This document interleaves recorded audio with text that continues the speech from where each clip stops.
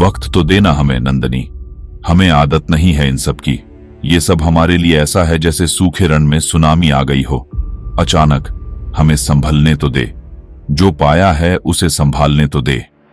आपके ही हैं हम, एक गलती करके पता चला है आपकी कीमत का। जल्दीबाजी में कोई और दर्द नहीं देना चाहता आपको, he said, and I looked at his eyes, blinking weakly like his lashes were feeling heavier now. I could not say anything else now.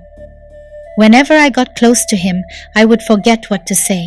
I forget everything, and somewhere he knew it. You still have not kissed me, he said, and I gulped.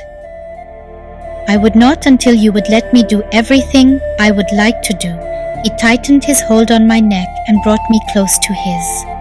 My breathing turned heavy, making my chest move up and down lightly, and my stomach twisted when he said, एक अच्छी पत्नी की तरह हमें आपके होठों को हमारे बहुत करीब महसूस करने दे। Every time he calls me little wife, it sends chills down my spine and gives me butterflies in my stomach. On one condition, I said, and he cupped my neck even tightly, making me moan. I could feel his cold fingers against my nape. His fingers were so long and palms so big that he could cup my neck as if holding a glass in hand. Ah, Rudra, I moaned, which came out like a breath, and he asked in a slow voice, What is it? I inhaled a sharp breath again and took my lips closer to his lips. I saw him closing his eyes when I parted my lips to place them on his. He wanted me to kiss his, yet his hand on my waist and neck was telling me what was in control here.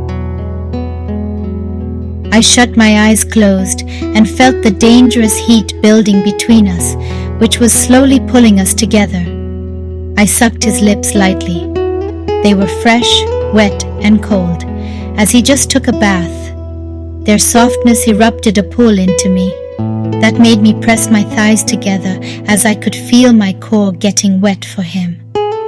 I am feeling wet, Rudra, I spoke in his mouth and muttered further with uneven breaths. For you. He kissed me back immediately with passion, sucking my lips harshly, and I asked with racing heartbeats and warm, heated-up cheeks, Please touch me down there, I moaned in his mouth after pulling my lips a little back, and he tightened his grip on my neck, earning one moan loud moan, and pulled my lips back on his lips. He sucked my lips softly, intensely, teasing me with the strong pulls, making my breath stop and my stomach twist very, very wrongly. He took his lips back and made me look into his eyes. He touched my swollen lips with his thumb and said, Be a good girl and show me how you touch yourself. He was a dangerous monster. He was not letting me seduce him, he was seducing me. I was feeling even more aroused by his talks.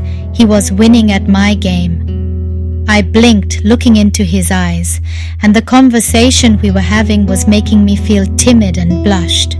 I do not touch myself. I never did, I tried to say in a slow voice, and he touched my cheek with his lips. He brushed my cheek with his lips and took them close to my ear, muttering in a slow voice, Wait for me tonight, and I want to see how you would like me to touch you. I am very bad at it. You are going to teach me, right, my little seductress?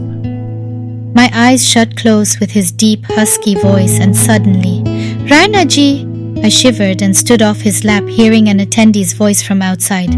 Suddenly, he pulled me back onto his lap and said to the attendee, Yes! His eyes were not leaving mine, and my heart was racing insanely with the wild thing he had just said to me. Ranaji, Lady Chandramukhi has come to meet you.